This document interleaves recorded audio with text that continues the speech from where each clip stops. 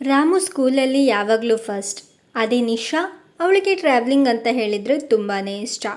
ಇಬ್ಬರೂ ಕೂಡ ಚಿಕ್ಕ ವಯಸ್ಸಿನಿಂದ ಒಂದೇ ಸ್ಕೂಲಲ್ಲಿ ಓದ್ತಾ ಇದ್ರು. ಇಬ್ಬರೂ ಕೂಡ ತುಂಬ ಒಳ್ಳೆ ಫ್ರೆಂಡ್ಸ್ ಆಗಿದ್ದರು.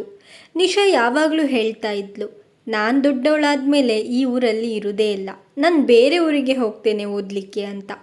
ಆಗ ರಾಮುವಿನ ಕಣ್ಣಲ್ಲಿ ಕಣ್ಣೀರು.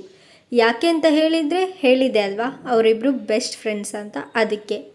ಒಂದಿನ ನಿಶಾ ತಾನು ಹೇಳಿದಂತೆ ಬೇರೆ ಊರಿಗೆ ಹೋಗ್ತಾಳೆ. ಆದರೆ ರಾಮು ಮಾತ್ರ ಅದೇ ಊರಿನಲ್ಲಿ ಉಳಿದ್ಬಿಡ್ತಾನೆ. ಒಂದಿನ ರಾಮು ಸುಮಾರು ದಿನಗಳ ನಂತರ ಟ್ರಾವೆಲಿಂಗ್ ಅಂತ ಹೊರಟಿದ್ದಾಗ ಅವನು ಹೋಗುವಂಥ ಸ್ಥಳಕ್ಕೇ ನಿಶಾ ಕೂಡ ಬಂದಿರ್ತಾಳೆ. ಇಬ್ಬರೂ ಕೂಡ ಆಕಸ್ಮಿಕವಾಗಿ ಭೇಟಿಯಾಗ್ತಾರೆ.